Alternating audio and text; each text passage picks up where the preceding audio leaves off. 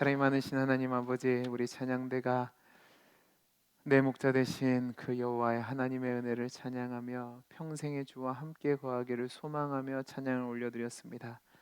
이 찬양의 가사가 우리 찬양대의 가사가 되게 하시고 우리 모든 성도들의 가사가 되게 해 주옵소서.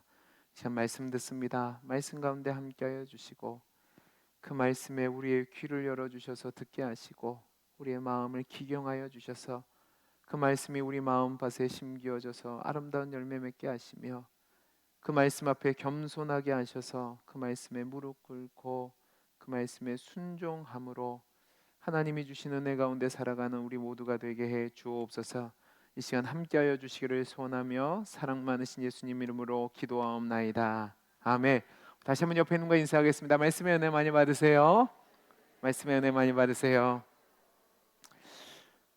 오늘 주보를 보시면 사무엘상 강해 105번째 되어 있습니다. 드디어 사무엘상 강해를 마칩니다. 제가 사무엘상 강해를 2021년도 1월 3일 날 시작해서 강해를 했으니까 약 4년 동안 강해를 했습니다. 여러분 정말 수고 많으셨습니다. 그리고 저도 수고한 것 같습니다. 근데 이 마지막 설교가 참 듣기 좋고 행복해야 되는데 내용이 좀 껄끄럽습니다. 그게 뭐냐면 오늘 우리가 읽은 것처럼 이 31장의 내용은 사울의 최후에 대한 엄중하고 무서운 내용이 기록되어 있기 때문에 그렇습니다. 이 말씀을 제대로 이해하기 위해서는 사무엘상 전체의 내용을 좀 우리가 알고 있어야 되는데 사울의 이야기는 사무엘상 8장에서부터 시작됩니다. 이스라엘 백성이 사무엘이 나이 많다는 이유로 하나님의 통치를 거부하고 하나님이 은혜로 주셔서 일구어 놓은 자신들의 부와 안락함을 유지하기 위해 주변 나라들처럼 왕을 달라는 것에서부터 이야기가 시작되죠. 사무엘은 충분히 그들의 요구가 잘못되었다는 것을 설명하고 설득했지만 그들은 돌이키지 않고 자신들에게 왕을 달라고 합니다. 그래서 기름 부음 받은 왕이 사울인데 여러분들은 지금까지 사울에 대한 이야기를 들으시면서 어떤 생각을 하셨습니까? 사울은 인간적인 측면에서 보면 요즘 우리 아이들이 쓰는 말로 얘기하면 엄마 친구 아들입니다. 엄친아입니다. 좋은 집안에서 태어났고요. 사람들 보기에 매력을 느낄 정도로 아주 많은 것을 갖추었고요. 또 놀라운 기회도 부여받은 전도 유명한 사람입니다. 그는 사무엘상 9장 말씀을 보면 이스라엘 자손 중에서 그보다 더 준수한 자가 없고 다른 백성들보다도 키가 머리 하나가 더 컸다고 할 정도로 탁월한 외모와 신체적인 조건을 가지고 있었습니다. 그리고 하나님이 그와 함께 하실 때에 그에게 기름 부었을 때 하나님의 영이 임하니까 왕으로서 놀라운 일을 감당할 만한 실력도 가졌습니다. 그래서 하나님께서는 그에게 너가 이 일을 잘 감당하면 너의 가문이 왕위가 계속될 것이란 약속도 부여받았습니다. 근데 사울은 실패하죠. 사무엘상 13장과 15장에 큰 실수가 두 번 하는데 제사를 자기 맘대로 드리고 또 아말렉을 진멸하라는 하나님의 약속을 하나님의 명령을 순종하지 않습니다. 그렇게 버림받은 뒤에는 그가 자신이 그 자리를 유지하기 위해 자신의 영혼과 생명을 갉아먹어가면서 다윗에 대한 시기심으로 광기에 사로잡혀서 인생을 허비하게 됩니다. 그리고 그 보응의 날이 오늘 온 겁니다. 계속해서 사울의 마지막이 암시되었었고요. 29장 30장의 내용에 나타난 다윗의 이야기 전에 우리는 28장에서 이미 신접한 여인이 올려드렸던 그 사무엘의 입술을 통해서 사울의 사형이 선고됐던 것을 알고 있습니다. 그 사형 선고의 예언이 오늘 말씀에서 집행되는 거죠. 그래서 오늘 말씀은 제가 지난번에도 말씀드렸듯이 28장, 29장 다음에 일어난 일이 아니라 28장 내용 그 다음 날에 일어나는 것이 됩니다. 자, 우리 28장 4절에서 6절까지 말씀을 같이 한번 읽어볼까요? 같이 읽어보겠습니다. 시작. 블레셋 블레셋 사람들이 사람들이 모여 모여 수넴에 이르러 진쳐 진침해 이름에 사울이 사울이 온 온 이스라엘을 이스라엘 모아 모아 길보아에 길보아에 진쳤더니 진쳤더니 사울이 사울이 블레셋 블레셋 사람들의 사람들의 군대를 군대를 보고 보고 두려워서 두려워서 그의 그의 마음이 마음이 크게 크게 떨린지라. 떨린지라. 사울이 사울이 여호와께 여호와께 묻자오되 묻자오되 여호와께서 여호와께서 꿈으로도 꿈으로도 우림으로도 우림으로도 선지자로도 선지자로도 그에게 그에게 대답하지 대답하지 아니하시므로. 자, 아니하시므로. 보세요. 그림을 한번 보여주시기 바랍니다. 그림을 보면 이제 블레셋 군이 처음에 아벡에 집결했습니다. 이 아벨에 집결해서 승승장구하면서 어디까지 올라왔냐면 수네메까지 이르게 됩니다. 자, 이 수네메까지 이르게 됐을 때 이제 이스라엘은 실은 사울은 이 기브아에 진을 치고 있는데 올라와서 어디에 진을 치냐? 이 길보아산 아래에서 이제 진을 치고 있었던 겁니다. 서로 마주보고 있었죠. 근데 이 마주보고 있는 상황에서 이 대적을 보고 사울이 겁이 나는 겁니다. 근데 하나님한테 물었는데 응답을 하지 않으니까 어디까지 올라가냐면 이쪽에 있는 엔돌에 가서 신접한 여인에게 묻습니다. 그 신접한 여인을 찾아가서 묻는데 이 신접한 여인이 뭐라고 얘기하냐면 하나님이 사울을 떠나 사울의 대적이 되고 그로 말미암아 사울이 죽게 될 것이고 다윗에게 왕위를 주겠다고 말씀하셨습니다. 자, 그러면 이 길보아 산 앞에서 전쟁을 벌이는데 이유가 있습니다. 자, 한번 그림을 보여주시기 바랍니다. 길보아 산 사진입니다. 다음입니다. 여러분 여기 보시면 이 길게 보이는 것이 길보아 산입니다. 그러니까 길보아 산은 산 하나를 이야기하는 것이 아니라 산맥을 이야기하는 거예요.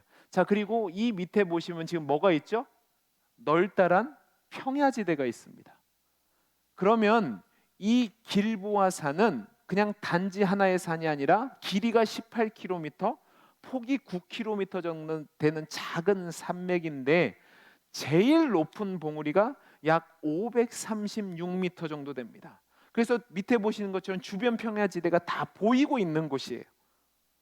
그 보이고 있는 곳인데 이곳에서 사울이 진을 치고 이제 평야지대를 통해서 올라오는 적들과 싸우려고 준비하고 있는 겁니다.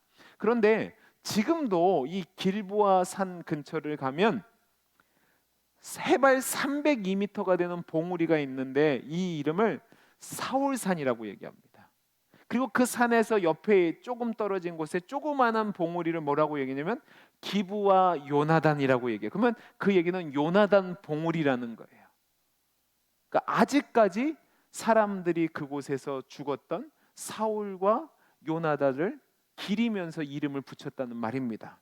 그런데 제가 방금 사진을 보여준 것처럼 이 길보아산 근처는 이스라엘에서 가장 중요한 곡창지대입니다. 평야지대였고 이곳이 높으니까 이곳에서 진을 치고 이제 전쟁을 준비하고 있었는데 두려우니까 엔도레까지 올라갔단 말입니다. 죽을 거라는 얘기를 들어요. 근데 자신만 죽을 것이 아니라 자식들도 죽을 거라는 얘기를 듣습니다. 그러니까 그 얘기를 들 때 성경을 보면 사울이 기운이 빠져서 그냥 시체같이 쓰러졌다라고 되어 있습니다. 그러니까 그 다음에는 기운을 차려서 일어났다고 해도 속은 죽은 사람과 같은 거죠. 신접한 여인이 준 음식을 먹고 밤에 그 길을 다시 걸어서 자신이 본진이 있는 길보아 산에 왔다고 해도 여러분 그는 더 이상 살아있지 않은 그냥 허울뿐인 사람이 된 겁니다.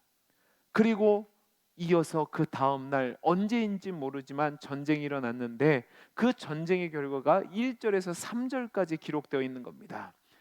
여러분 이 전쟁을 가만히 보시면 사울이 우리가 그래도 마지막으로 죽기 살기로 싸워보자 해서 나가서 싸운 전쟁이 아니라 블레셋 사람들이 밀고 와서 시작된 전쟁입니다. 아마 블레셋 군대들이 정탐을 보냈을 겁니다. 그런데 이스라엘을 지휘하고 있는 그 사울 왕의 모습이 정상이 아니고 군대도 사기가 떨어진 것을 확인하고 나서 이제 블레셋 군대가 쳐들어 올라온 거죠. 근데 여러분 이 상태가 결말은 눈에 보듯이 뻔합니다. 왜냐하면 지도자가 정신이 나가 있고 부하들은 사기가 떨어졌는데 어떻게 이기냐고요. 해보나 마나죠. 그래서 1절 말씀을 보면 사울의 군대가 패배를 했는데 그냥 패배가 아니라 도륙 수준의 패배를 당합니다. 여러분 2절 말씀을 보세요. 2절 말씀을 보면 그의 가족의 희망이었던 그의 아들들, 그러니까 요나단을 비롯한 그의 아들들이 사울이 보는 앞에서 살해를 당합니다. 그리고 3절을 보시면 자신이 활 쏘는 자에 의해서 중상을 입게 되는데, 여러분 이 얘기는 가만히 보시면 그냥 죽었다 부상을 입었다가 아니라 사울이 진치고 있는 사울 왕의 본진에 블레셋 군대가 어마무시하게 밀려오고 있다는 것을 얘기하는 겁니다. 왜냐하면 사울의 군대가 진을 치고 있는 그곳에 블레셋 군대가 창을 던지고 그 다음에 활을 쏘고 칼과 창을 가지고 밀려오니까 처음에는 사울을 둘러싸고 있던 군인들도 죽고, 그 다음에 사울을 최측근에서 보호하고 있던 친위대원들도 쓰러져 죽고, 그 뒤에 있었던 사울의 아들들도 다 죽고, 이제 마지막으로 그 공격이 사울에게 미쳐서 사울을 방어할 사람이 없으니까 활에 맞은 겁니다. 활에 맞은 상황에서 이제 4절에서 6절까지 말씀을 보면 사울의 최후의 모습이 나와 있는데, 중상을 입은 사울이 자기가 이제 더 이상 가망이 없음을 알고 옆에 무기 든 자에게 이렇게 부탁을 합니다. 야, 너 칼을 빼어서 나를 찔러라. 그래서 나를 죽여달라고 부탁을 하는데, 무기 든 자가 자기 주군이란 말입니다. 어떻게 죽이냐고요. 그러니까 못하고 있습니다. 그러니까 여러분 4절 마지막을 보세요. 4절 마지막을 보면 사울이 자기 칼을 뽑아서 그 위에 엎드려지매라고 되어 있습니다. 그러니까 스스로 목숨을 끊죠. 사울이 왜 스스로 목숨을 끊었을까? 그냥 제 생각에는요, 그가 이전에 사사 중에 삼손의 이야기를 알고 있었던 것 같습니다. 삼손이 사사로 있다가 블레셋에 잡혀가니까 어떻게 되죠? 눈이 뽑히고 짐승이 끄는 그 맷돌을 돌렸단 말입니다. 왕이에요. 왕이 그런 불명예스러운 수치스러운 일을 하느니 차라리 죽겠다고 하고 스스로 죽은 거죠. 그리고 사울의 부탁을 거절했던 무기 든 자도 스스로 목숨을 끊습니다. 비록 무능하고 쓸모없어 보이는 왕이었지만 사울 왕이 죽었다라는 얘기가 이스라엘 진영에 알려지게 되니까 이제 전의를 상실한 이스라엘 군대들은요 다 도망을 갑니다. 그 군대만 도망갔을 뿐만 아니라 그 성읍에 있었던 사람들도 도망가는데, 오늘 말씀 7절입니다. 우리 7절을 같이 한번 읽어볼까요? 같이 읽겠습니다. 시작. 골짜기 저쪽에 있는 이스라엘 사람과 요단 건너쪽에 있는 자들이 이스라엘 사람들이 도망한 것과 사울과 그의 아들이 죽었음을 보고 성읍들을 버리고 도망하며 블레셋 사람들이 이르러 거기에서 사니라. 자, 여러분 이것을 그냥 보시면 안 되고 지도를 다시 한번 생각해 보시기 바랍니다. 블레셋은 남쪽 지방에 있었단 말입니다. 그런데 이 아벡과 그 위의 지방은 이스라엘의 중부 위쪽이에요. 거기까지 치고 왔고 그 길보아 산 밑에 있던 그 평야 보셨죠? 그 넓다란 평야를 차지하고 살게 된 겁니다. 그러니까 이스라엘 입장에서는 엄청난 대패를 당한 겁니다. 자, 그러면 이때 다윗은 어디 있었죠? 다윗은 우리가 30장 1절에서 보는 것처럼 다윗이 시글락에 도착했어요. 시글락은 이스라엘 제일 남쪽입니다. 그러니까 아벡에서부터 3일 길이 걸렸으니까 아마 이 전장과는 적어도 4일 이상 멀리 떨어진 길 거리였을 거예요. 그런데 다윗이 이 소식을 들었을까요? 안 들었을까요? 들었을 겁니다. 들었을 거예요. 그러나 움직이지 못하는 거죠. 사울 왕이 이렇게 비참하게 죽습니다. 그는 오만하고 질투심이 강했고 자기 주변 사람들에게 그 광기에 사로잡힌 공포의 대상이었습니다. 그는 하나님을 경외하지 않고 하나님께 소망을 두지 않다가 이렇게 비참하게 죽게 됐죠. 그리고 그 다음이 이제 8절부터 13절까지 무슨 내용이 나오냐면 사울의 장례 절차가 나옵니다. 사울이 어떻게 장례가 됐는지를 보여주는 건데, 여러분 여기 보면 우리 8절 말씀을 같이 한번 읽어볼까요? 8절을 읽어보겠습니다. 시작. 그 그 이튿날 블레셋 사람들이 죽은 자를 벗기러 왔다가 사울과 그 세 아들이 길보아 산에서 죽은 것을 보고, 그 다음에 9절입니다. 시작. 사울의 머리를 베고 그의 갑옷을 벗기고 자기들의 신당과 백성에게 알리기 위하여 그것을 블레셋 사람들의 땅 사방에 보내고, 10절이요. 그의 갑옷은 아수라롯의 집에 두고 그 시체는 벳삿 성벽에 못 박음에. 자 보세요.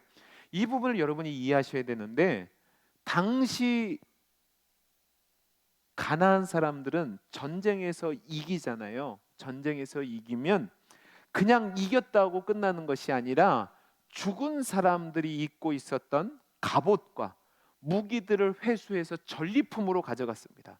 그러니까 블레셋 사람들도 그 다음 날 길보아 산으로 와서 전사자들 사이에서 누비면서 약탈하고 있는 거죠. 죽은 사람들의 팔찌도 빼고 반지도 빼고 갑옷이 있는 것을 빼다가 누구를 발견하냐면 사울과 죽은 세 아들을 발견한 겁니다. 어떻게 하냐면 자신들이 승리했다는 것을 자랑하기 위해서 사울과 아들들의 갑옷과 무기를 다 벗겨서 자신들의 우상의 전당인 아스다롯 신궁에 보냅니다. 이 얘기는 이때 당시 사람들은 전쟁에서 싸우는 것을 자신들과의 전쟁으로만 여기는 게 아니라 신들끼리의 전쟁으로 여겼습니다. 그러니까 자신들의 신이 이겼으니까 그 신을 높이기 위해서 전리품을 신당에 보낸 거죠. 거기서 끝난 것이 아니라 사울의 머리를 베입니다. 그 머리는 어떻게 하냐면 블레셋 영토 전체를 돌아다니면서 보여줍니다. 그래서 자기들이 승리했다는 거죠. 자신들의 원수가 죽었다는 겁니다. 여러분, 블레셋 입장에서 보면 40년 동안 자신들과 대적해서 싸웠던 이스라엘의 왕입니다. 그 왕을 죽였으니까 얼마나 기뻤겠냐고요. 그러니까 자신들의 기쁨과 영광의 트로피로 사울의 머리를 사용한 겁니다. 그리고 사울의 몸은 길보아 산에서 끌어다가 길보아 산을 지나서 약 17km 위에 있었던 벳산이라는 곳에 성벽에 못을 받아 붙여놨습니다. 그럼 얼마나 비참하고 수치스럽습니까? 목은 떨어져 있고 몸만 성벽에 붙여져 있습니다.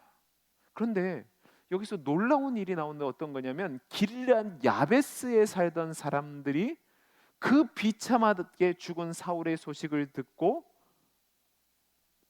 장정들이 그곳에 달려가서 그 시체를 회수해서 화장하고 뼈를 가져다가 장사를 지내고 7일 동안 금식했다는 겁니다. 자, 여러분, 여기서 우리가 주목할 것은 이스라엘 사람들은 지금도 화장을 잘하지 않습니다. 왜냐하면 이스라엘 사람들은 자신들의 시신이 부활할 때에 그 몸을 가지고 부활한다고 생각하기 때문에 화장을 잘 하지 않아요. 근데 왜 길르앗 사람들은 화장을 했을까? 그리고 이스라엘이 12지파가 있는데 왜 다른 지파 사람들이 아니라 길르앗 야베스 사람들이 가서 그 시신을 거두고 이렇게 화장해서 안치를 했을까? 우선 화장을 한 데는 두 가지 이유가 있습니다. 첫째는 뭐냐면 벳산에서 길르앗 야베스까지 약 25km 정도 떨어져 있는데 그 길이 험난하고 그 사이에 블레셋 사람들이 진을 치고 있단 말입니다. 근데 그 사이를 건너서 시체를 가져와 있기 때문에 그냥 시체를 가져오는 게 쉽지 않았을 겁니다. 두 번째는 이 이스라엘의 날씨가 덥단 말입니다. 그러니까 며칠이 지났으면 시신이 많이 부패해져 있었겠죠. 그리고 머리도 없으니까 그냥 놔두면 더 훼손할 수 있으니까 최대한 빨리 처리하는 데 있어서 화장이 가장 우선적인 방법이 되는 겁니다. 그래서 화장을 해서 그 유고를 수습해서 이제 자기들의 땅에 와서 7일 동안 금식하며 장례를 치렀는데, 길르앗 사람들이 이렇게 했다는 것은 극진하게 장례를 치렀다는 건데, 왜? 그것은 사무엘상 11장에 나오는 것처럼 길르앗 야베스 사람들이 암몬 왕 나하스가 침공했을 때 심각한 위기가 있었습니다. 그때에 처음 왕이 된 사울이 암몬 사람들의 손에서 그들을 구원해 줬습니다. 그것을 잊지 않고 기억했다가 이렇게 하나님께 버림받아 비참하게 죽었지만 사울에게 은혜를 갚은 겁니다. 여러분, 이것은 여호와의 결정을 반박하거나 거부하는 것이 아닙니다. 비록 사울이 하나님께 버림받고 비참한 최후를 맞이했지만 그는 여전히 하나님의 기름 부음 받은 왕이었고 자신들을 살려준 왕이었습니다. 그러니까 끝까지 최선을 다해서 신의를 지켜 예우한 거죠. 여러분, 이런 다윗의 이런 모습을 보고 다윗이 사무엘하 2장 4절에서 7절을 보면 그들을 축복하고 격려하는 것을 볼 수 있습니다. 여러분, 여기서 이제 우리가 중요한 것을 배워야 됩니다. 그것은 뭐냐면 저와 여러분이 하나님의 사람으로 살아갈 때 정말 신의가 있느냐 하는 것을 점검해 보셔야 됩니다. 이 세상은 강한 자들에게는 약하고 약한 자들은 짓밟고 함부로 하려고 합니다. 그래서 은혜 받은 것에 대해서 손바닥 뒤집듯이 오히려 그 은혜 입은 자의 등에 칼을 꼽는 것이 이 시대입니다. 여러분, 하나님의 사람은 그러면 안 됩니다. 하나님의 사람은 모든 사람에게 신의가 있어야 됩니다. 우리 하나님이 거룩하신 하나님입니다. 우리 하나님이 의로우신 하나님입니다. 그 하나님을 믿는다면 저와 여러분에게 신의가 있어야 될 줄로 믿습니다. 여러분 주변에 은혜 입은 사람들을 늘 가슴에 품고 은혜를 잊지 않고 기억하는 사람이 되어야 될 뿐만 아니라 여러분에게 은혜 베푸신 하나님께 대해서도 신의가 있어야 되죠. 저와 여러분이 하나님 앞에서 신의가 있는 의로운 자의 삶을 살 수 있기를 간절히 소원합니다. 자, 이렇게 해서 한 시대를 풍미한 그 사울의 죽음으로 사무엘상이 마치게 되는데, 여러분 이제 우리가 정말로 중요한 가르침을 얻어야 되는데 그것은 무엇이냐면 왜 이스라엘의 희망으로 하나님이 기름 부어 세웠던 사울이 이렇게 비참한 최후를 맞이했냐 하는 겁니다. 오늘 본문에는 나오지 않지만 하나님의 말씀을 선지자의 시각으로 사울의 죽음에 대해서 기록한 내용이 있는데 역대상 10장 13절과 14절입니다. 우리 역대상 10장 13절 14절 말씀을 같이 한번 읽어보죠. 시작. 사울이 죽은 것은 여호와께 범죄하였기 때문이라. 그가 여호와의 말씀을 지키지 아니하고 또 신접한 자에게 가르치기를 청하고 여호와께 묻지 아니하였으므로 여호와께서 그를 죽이시고 그 나라를 이새의 아들 다윗에게 넘겨주셨더라. 여러분 이 말씀을 보면 다윗이 왕이 된 것에 대해서 사울에게 하나님이 뺏어서 넘겨주셨다라고 되어 있는데, 그러면서 사울이 죽은 이유를 하나님께 세 가지 죄를 범하였기 때문이라고 아주 명확하게 기록합니다. 여러분 이 말씀을 잘 보셔야 되는 게 모든 사람들은 죄로 말미암아 죽게 됩니다. 그런데 여기서는 사울에 대해서 하나님이 그를 죽이셨다라고 얘기합니다. 그 얘기는 사울이 이 세 가지 죄를 짓지 않았다면 이렇게 죽지 않았을 텐데 이 세 가지 죄를 지었기 때문에 하나님의 형벌로 죽었다는 거죠. 그러니까 다른 말로 사울이 이 세 가지 죄를 짓지 않고 하나님 앞에서 왕 노릇을 잘했다면 그도 오래 살고 또 그의 집안도 오래 되고 또 사울의 왕조도 서는 은혜를 입었을 것인데 하나님 앞에 이 세 가지 죄를 지었기 때문에 이렇게 비참한 최후를 맞이했다는 겁니다. 자, 그러면 그 세 가지 죄가 뭐냐? 여러분 10장 13절을 보면 첫 번째 죄가 나오고 두 번째 죄가 나옵니다. 첫 번째 죄는 뭐냐면 13절 보여주세요. 10장. 자 보세요. 그가 여호와의 말씀을 뭐요? 지키지 아니했습니다. 첫 번째 죄는 하나님의 말씀을 지키지 않은 겁니다. 우리가 생각할 때 사울이 하나님 말씀 지키지 않은 것은 두 가지밖에 안 되는 것처럼 보이는데, 첫 번째는 뭐냐면 아말렉을 진멸하라고 했는데 진멸하지 않고 좋은 것들은 살려오고 오히려 뻔뻔하게 사무엘 앞에서 나는 하나님의 뜻대로 다 했다라고 해서 버림받은 거, 그게 첫 번째고, 두 번째는 뭐냐면 왕이 되지 않아 얼마 지않아서 블레셋과 전쟁할 때에 7일을 기다리라고 했어요. 사울이 7일을 기다렸습니다. 그런데 사무엘이 올 때까지 기다렸는데 그러지 못하고 번제를 자기 마음대로 드렸단 말입니다. 이 두 가지 사건밖에 없어 보여요. 근데 여러분 사울이 이 두 가지 죄의 말씀을 듣지 않았기 때문에 하나님이 버리셨을까요? 저는 아니라고 생각합니다.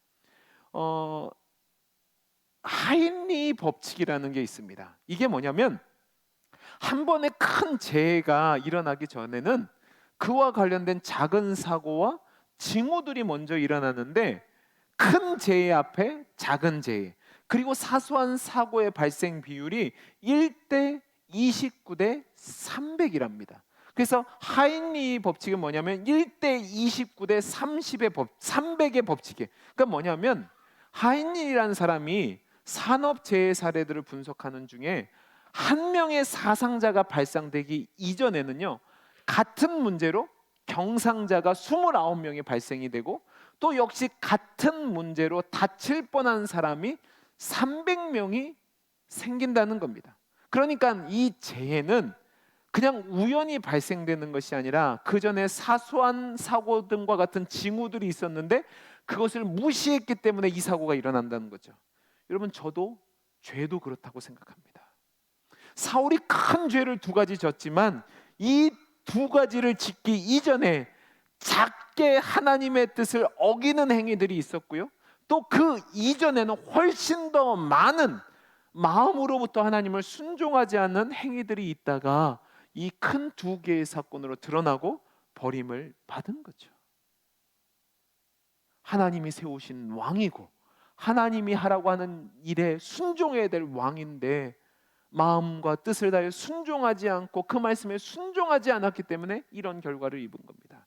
두 번째가 뭐냐면, 다시 한번 13절 말씀 보여주시기 바랍니다. 13절 말씀 보여주면 그 뒤에 뭐라고 했죠?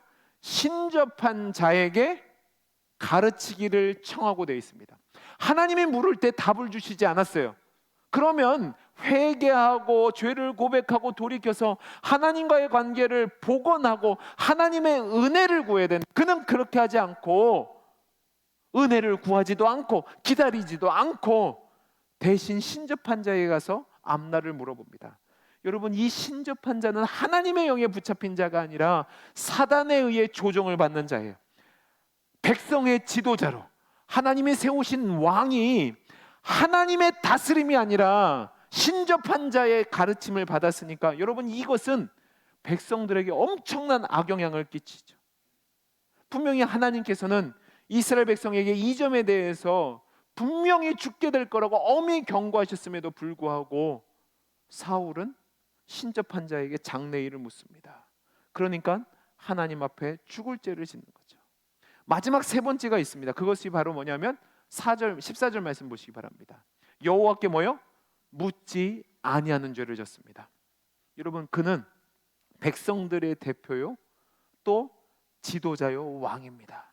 그의 사명은 하나님의 뜻대로 백성을 인도하는 거예요. 근데 그런 그가 하나님 뜻을 묻지 않고 신접한 자에게 미래를 물었으니까 결국 그 악영향이 백성들에게 가는 겁니다. 그래서 이 영향을 받은 백성들은 하나님 말씀대로 살려고 하지도 않고 하나님 뜻대로 살려고 하지도 않고 사단의 거짓말과 잘못된 생각에 꿰어짐을 받아 흑암의 자리로 나아갈 수밖에 없게 된 겁니다.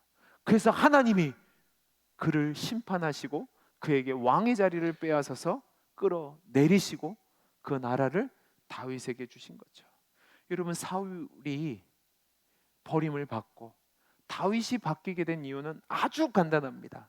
사울보다 다윗이 훌륭해서 아닙니다. 한 가지가 뭐냐? 하나님의 명령을 지키고 살았는가 안 했는가로 결정되는 겁니다. 여러분, 누가 더 의로우느냐, 누가 더 실력이 있느냐 아닙니다. 하나님 앞에서 불쌍한 사람이 누구냐? 능력이 없고 재능이 없고 부족한 사람이 아니라 하나님의 은혜로 살아야 되는데 그 하나님 말씀대로 살려야 하지 않고 하나님 없이 자신이 하나님같이 살고자 하는 자가 불쌍한 자고, 바로 사울이 그 불쌍한 인생을 살다가 이 비참한 결과를 맞이하게 된 겁니다. 여러분, 말씀을 마치겠습니다. 여러분, 사무엘상을 마치며 여러분에게 질문하고 싶은 게 있는데 여러분 마음속에 무엇이 남으셨습니까? 여러분, 사무엘서에서 가장 핵심은 역사의 주권자는 하나님이란 사실입니다. 하나님께 내 인생을 맡기면 하나님은 그에게 복된 인생을 살게 하시지만 하나님을 의지하고 하나님의 은혜를 구하는 자에게는 하나님이 그를 높이시고 그의 앞길을 인도하시지만 하나님을 대적하고 하나님 없이 스스로 살려고 하는 자는, 하나님을 이용하려고 하는 자는 결국 망하게 된다는 결론입니다. 사랑하는 성도 여러분, 사무엘상 그 역사를 통해서 우리에게 보여주는 그 하나님의 주권 가운데 우리에게 주는 교훈이 무엇입니까? 하나님을 존중히 여기는 자를 하나님은 존중히 여기시고 하나님을 멸시하는 자를 하나님이 경멸하신다는 겁니다. 하나님을 존중하는 것이 무엇입니까? 하나님 앞에 나아가 묻고 하나님이 가르쳐 주신 것을 지시하는 것을 뜻대로 살아가고 그 하나님을 의지하며 살아가는 것이 하나님을 존중하는 것이고 그 존중하는 자를 하나님이 책임져 주십니다. 그러나 하나님 없이 사울이 범한 그 세 가지 죄, 하나님의 말씀을 듣지 않고 하나님의 가르침을 따르지 않고 하나님 없이 살아간 그 끝은 멸망입니다. 사무엘상을 마치면서 저와 여러분이 결단할 수 있기를 간절히 소원합니다. 여러분, 역사의 주관자는 하나님이십니까? 아멘이십니까? 그러면 그 하나님을 존중하는 자의 삶을 사시기를 간절히 소원합니다. 하나님께 여러분의 인생을 맡기시고 하나님 앞에 나아가 묻고 하나님이 가르쳐 주시고 지시한 것을 순종하며 따라 살아갈 때에 하나님이 여러분을 존중히 여기셔서 여러분의 인생을 책임지시고 높이시고 복되게 하시는 그 귀한 인생이 될 수 있기를 간절히 소원합니다. 기도하겠습니다. 사랑이 많으신 하나님 아버지, 역사의 주관자가 하나님이십니다. 그 하나님을 존중하는 삶을 사는 우리 모두가 되게 해 주옵소서. 하나님은 하나님을 존중하는 자를 존중하시고 하나님을 멸시하는 자를 경멸하신다는 사실을 기억하고 하나님을 존중히 여기는 자로 살아감으로 하나님이 주시는 존중의 복을 누리는 우리 모든 성도들이 되게 해 주옵소서. 은혜 주시기를 소원하며 사랑 많으신 예수님 이름으로 기도하옵나이다. 아멘.